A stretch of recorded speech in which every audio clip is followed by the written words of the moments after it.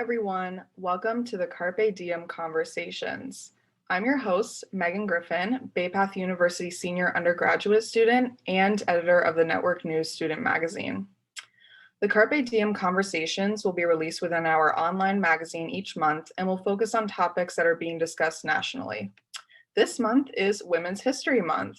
It is a time to reflect on the accomplishments of women and recognize the inequalities within the feminist movement. Today, I have with me three amazing undergraduate Bay Path students, Ariana Wiggins-Gamble, Khyarah Gastón-Feliciano, and Madison Harakles. I'm honored to have these inspiring women join me as they are willing to offer their insight into women's history in America. So before we jump into the conversation, I'd like to have each of you introduce yourselves, your connection to Bay Path, and promote any upcoming events you're involved in and more. So I'll go to Ariana first. Just tell us a little bit about yourself. Hello, my name is Ariana Wiggins-Gamble. I also go by Iki on campus. I double major in neurobio and medical science. I minor in biotech. I'm a resident assistant. I have been, this is my third year, and I'm also a member of the Diversity, Equity, and Inclusion Subcommittee. And as an event that are coming up soon, each Wednesday, Black History Month is having events. This upcoming Wednesday, there will be a speaker who's going to talk about storytelling. So I'm looking forward to that. And then Khyarah, love to hear about you a little bit. Well, I am a sophomore, so I'm a second year student. I'm majoring in elementary education, and I'm minoring in neuroscience. I am a multicultural advocate for the Office of Multicultural Affairs. I'm facilitator for the peer dialogue series, and I'm also part of the subcommittee of diversity, equity, and inclusion on campus. And a announcement that I have is that on March 2nd, Tattoo Tuesday is coming at 12 at noon. So anybody who is welcome to come. Great, thank you. And last but not least, Madison, tell us a little bit about yourself. Hi, my name is Madison Harakles. I am a senior undergraduate student. I'm studying general psychology with a minor in the performing arts. I'm the president of the Student Government Association, as well as the president of the Gay Path Alliance and the president of the Environmental Club. And I'm also a writing tutor on campus for K-Talk. So some things that we have coming up, the Enviro Club recently set up a little recycling center in Blake. So it'd be awesome if folks could drop by and leave batteries, mascara wands, contact lenses, and they all have sort of cute little ways that they're going to go out in the world and be used or reused. And additionally, we are going to be having our Mr. Bay Path competition for the Gay Path Alliance. It's a pretty historic event at Bay Path. This year is going to be a little different. It's going to be virtual, and we're going to be doing a snatch game. And if you don't know what that is, check out RuPaul's Drag Race. It's a whole lot of fun. So we hope to see a lot of folks there. Great, thank you all for giving us just a little glimpse into all the amazing contributions that you make to the Bay Path community and beyond each day. I mean, as you can all see, these three women are always busy, always go, go, go. So Bay Path wouldn't be what it is today without them. So the first question I'd like to ask, and anyone can jump in first, is how do you personally define feminism? I'll start. I feel that feminism has a large part to do with equality. I'm trying to remember the term or the actual definition, which is what I truly align with. Equality between all sexes, between all identities, regardless of how people identify. I think it has to do with being regarded with dignity and decency and humanity in light of those differences. And so when I think of feminism, I think that it has so much to do with women being able to be who they are without any kind of, being oppressed or somehow or some way being held back from where they could easily go. Yeah, just to build off of what Ariana just said, I agree with so much of that. And I think for me, feminism has been such a journey in my understanding of it. I think as a young person who is, very much, I'm a feminist, I think it felt very like woman power and, kind of putting down others to build up women. And I think that as I've grown, I've learned a lot more that it is equality across all genders and equity across all genders. And we need to remember to include all genders in that situation. And when we're talking about feminism, we're not talking about white, straight, cisgendered women. We're talking about, Black transgender people and all of these people who have sort of been forgotten in the feminist movement in the past. And so I think that for me, coming to college and meeting so many different people and getting involved with the Gay Path Alliance has really opened my eyes to what feminism really needs to mean, which, isn't necessarily just me as a woman and women who look like me and feel like me and identify the same way as I do, but genders of all types and all kinds who, deserve equal opportunities and equal access. Yeah, and to be like you did great. Like I really think the same. And I think for me, I also had a really big journey of the word feminism, because when I was younger, for me, I was kind of afraid to be a feminist because I didn't know what it meant. And everybody around me was like, oh, women haters, or like the very big common word. I don't know if it's in English or Spanish, that they call feminists feminazis, I think. And I grew around that stigma on feminism. And then while growing up, I was like, well, no, it's not, that's not what it really means. It's more equality of everybody. And I think that my own definition of it is just, we are all equal, no matter how we look like, who we are. And I think it's more of me being myself, and I can be feminine, I could be masculine, I could be androgynous, and men can be more feminine, men can be open to their feelings and not just be a stereotype. So I think being a feminist for me is like breaking all gender stereotypes and all gender walls and barriers and just be ourselves and be happy with who we are.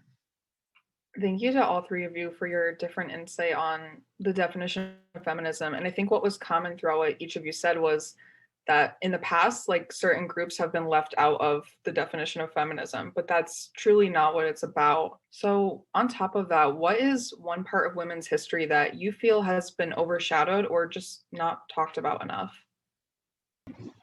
For me, something that I learned recently in the past 2 years was the difference between white feminism and apparently other forms of feminism I had never known, and the history of that, like how at certain rallies, you would have segregated rallies for feminism, which kind of, I don't know, I just don't know how people could look at that and think that, I mean, it just doesn't make a lot of sense. You know what I mean? What you're fighting against is oppression while still practicing oppression, and think somehow that it differs because it's taken a different form, but it's still the same thing. So variety doesn't make it any less of a, any less of the problem that it is. I also learned about how when they were voting, they had all the races of women come to the courthouse. And when they needed people to stand up and say who votes for white women to have the right to vote, all races of women stood up. And then when it came for Black women, they just left. And it happened so often, and it happens so much. Somebody that you were mentioning too that gets left out, people like Andre Lord or Marsha P. Johnson, people that took the time to really get involved and are so influential in all of it, that it's weird where you have feminism, then you also have racism, then you also, sexism, then there was racism. So that was something that I learned recently, and something that I think gets overshadowed a lot, like that little tidbit history. And I hope that from that we can honestly learn that we are stronger together, and to accept one another is probably the best solution, and to work together is probably the best solution.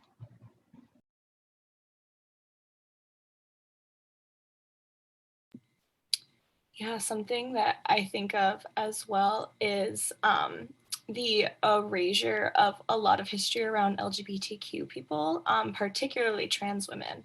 But I know, as somebody who identifies as a lesbian, I spent a lot of time when I was first exploring my sexuality, sort of going and trying to learn about my history and people like me.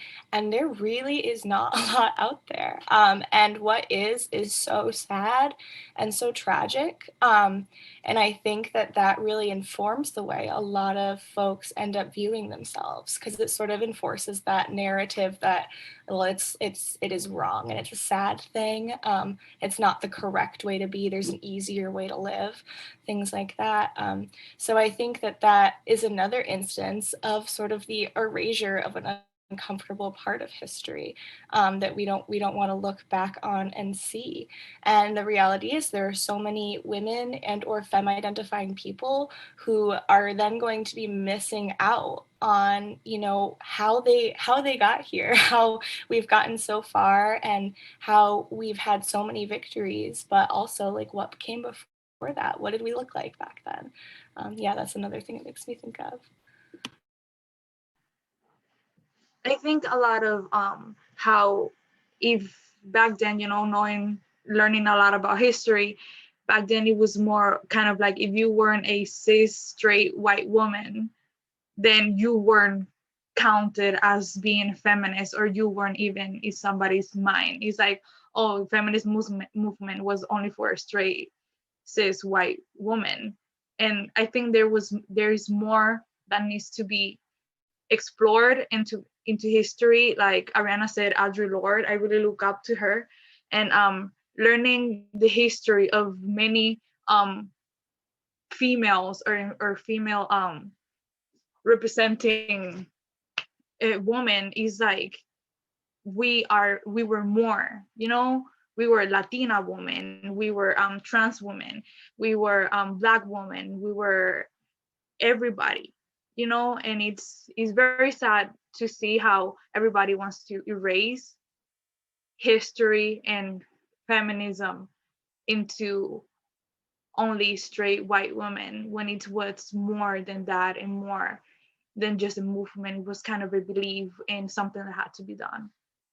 Thank you all so much. And I know a couple of you mentioned Audre Lorde, and I know Madison looks up to her as well. And I was just so curious to know, who are a couple of trailblazers in women's history, women of color, you know, people in the LGBTQ plus community, that have inspired you to be who you are today? I would have to say I just made an entire presentation of different people that I really look up to in regard to this, but I really like Lorraine Hansberry. I think that she has such a way with words, and I like the way that she presented herself. I like the way that she told her story. I like the fact that a lot of these activists and people that stood up and advocated showed this sense of being assertive and like telling their story and not being misrepresented or misunderstood.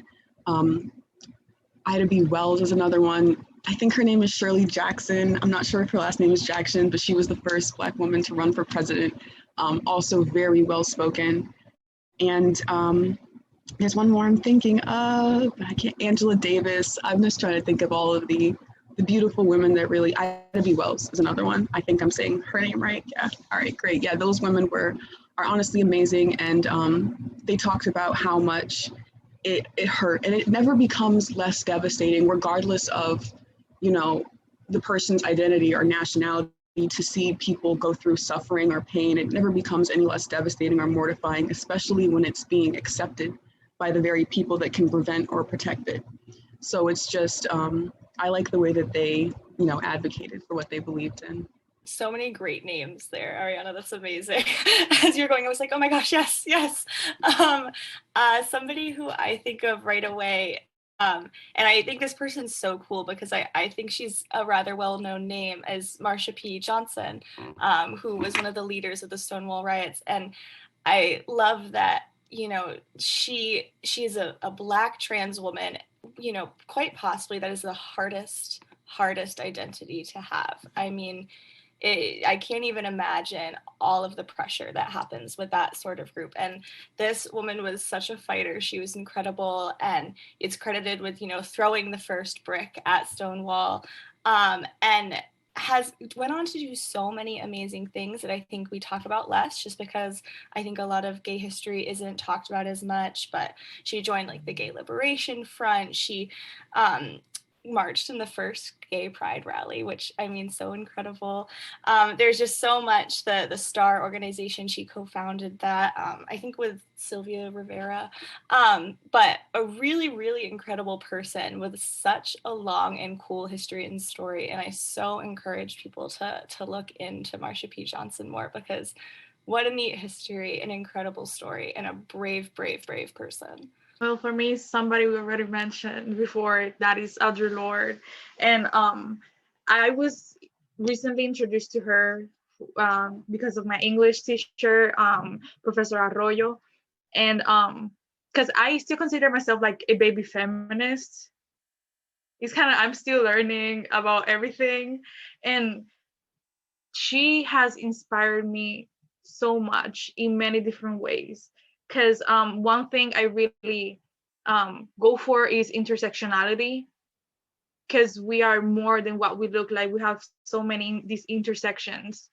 And as a feminist and as a queer person and being Latina as well, which is very hard to have all of these identities, is kind of like when I learned about Audre Lorde and how she pushed for intersectionality in feminism and LGBTQ plus rights and kind of putting them together. It was very powerful for me to learn and for me to be, hey, like I want that too. It's like, why have them separate, and we can all be together and kind of go for this big thing, and knowing that we don't fall into just one category, we fall into many categories, because that's who we are. That's part of like us being human beings. We're not just one thing, we are many things. And I think that's the main point of why I really love Audre Lorde, and how she used her words and just was in the front of these movements. And it was very inspirational for me and very powerful.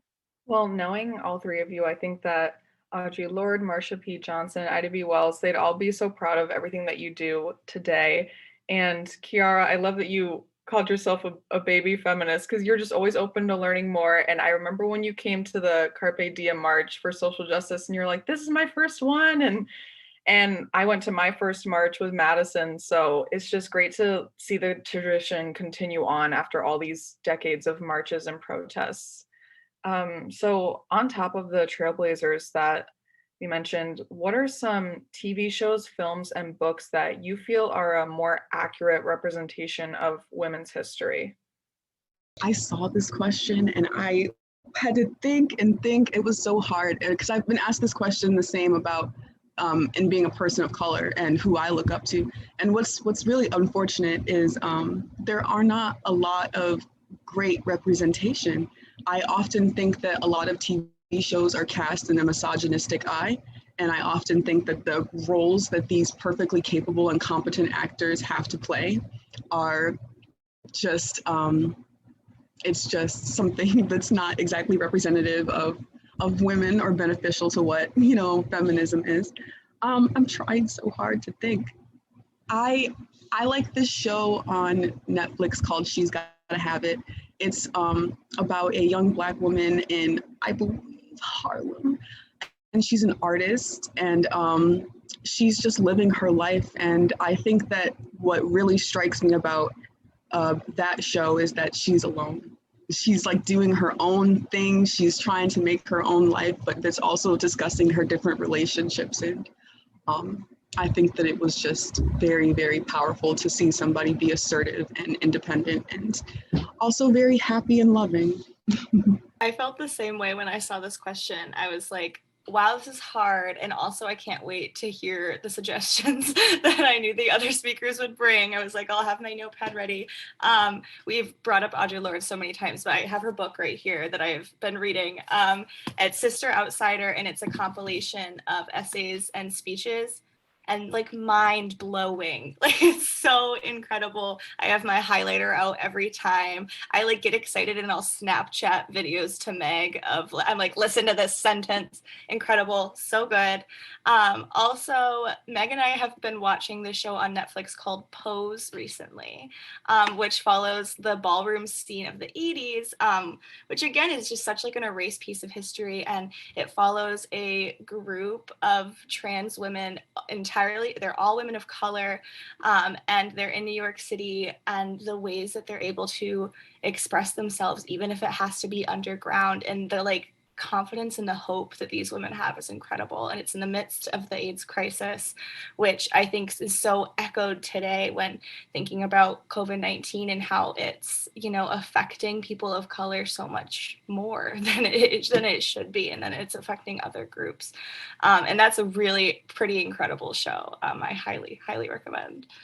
For me, it's very hard because I read a lot, and I watch a lot of TV, and I think most of the things have watched and I have read is always kind of like you have this strong main character who's a woman, but then she falls for a guy and everything is around this guy, or everything is around this love interest, and it's very difficult to like kind of say, oh yeah, this is feminist, or like, oh my god, and this is a really good representation. I think, me personally, I haven't watched anything that I can say is a very accurate representation, because I think majority of the things I have watched, they try to force being feminist, or they try to force being equal, or they try just force things that shouldn't be forced. It's like, oh, we are diverse, and it's everything forced. It's just, you have that character just because they are diverse and not because they are a really good character. They have a really good story and they act with the plot.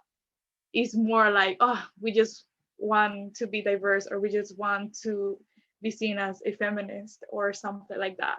So me personally, I haven't watched any, but I will follow your guys' recommendations and I will watch that.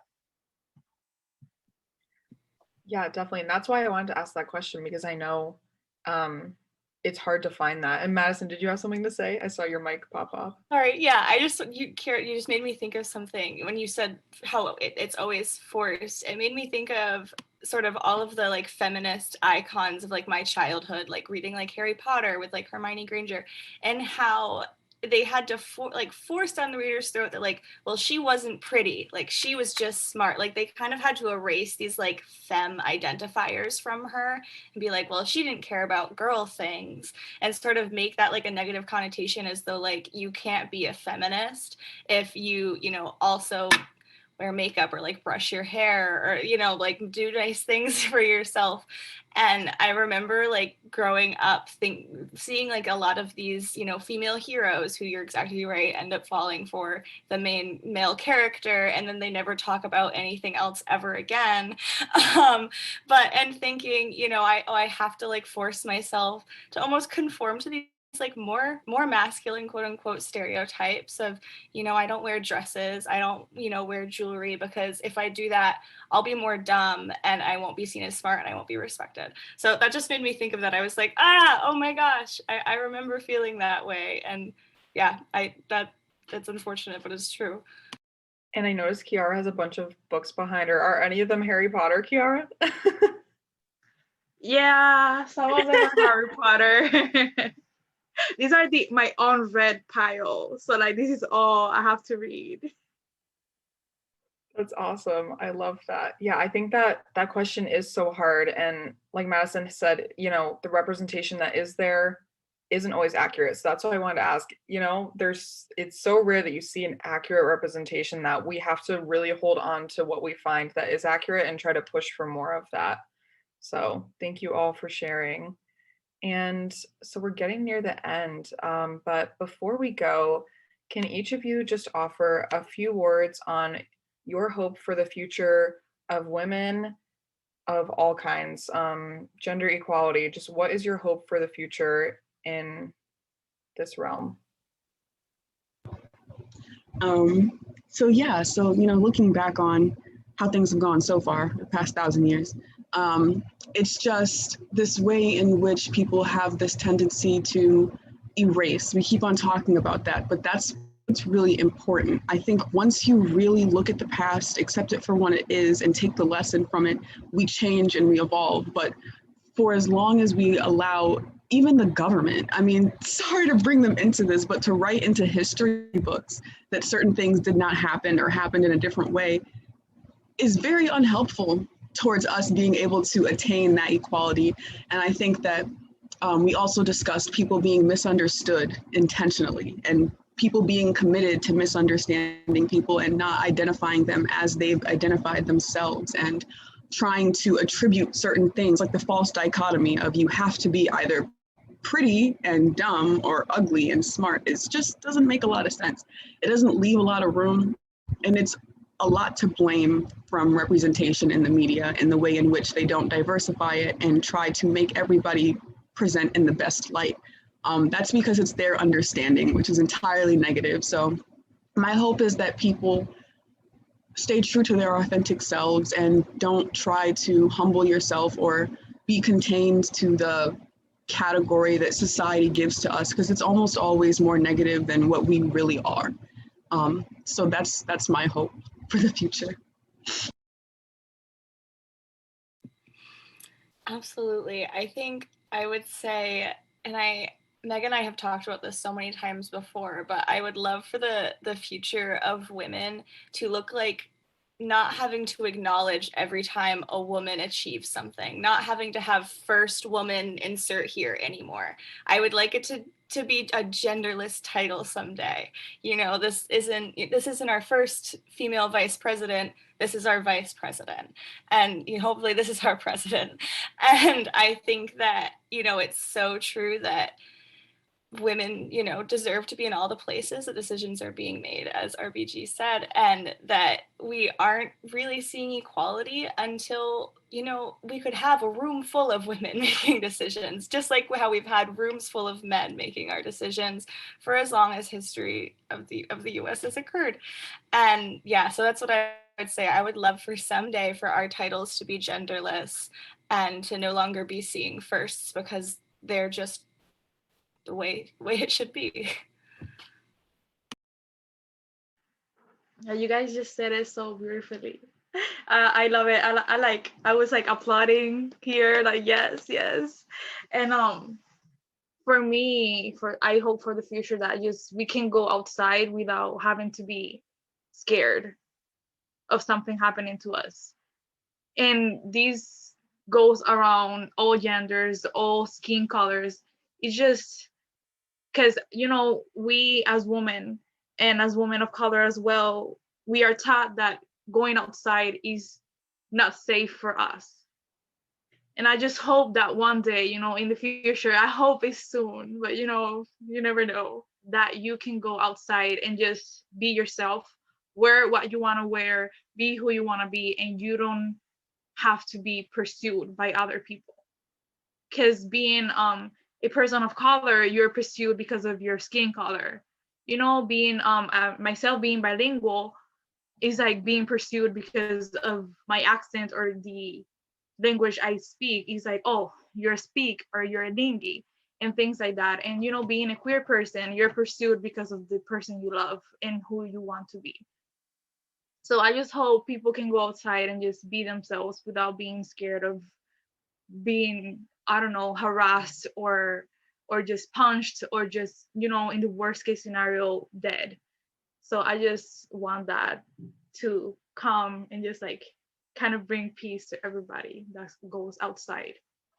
Khyarah, thank you for ending us on that note, because I think that's such an important reminder, and especially for those of us that, we kind of live in a little Bay Path bubble where most of Bay Path is really accepting. We all feel safe here, but we know when we go out into the real world, a lot of us are going to have to face a lot of harsh realities. And like Khyarah said, that should be the goal through this conversation and any other conversations, is to just create safety for everyone. So thank you so much.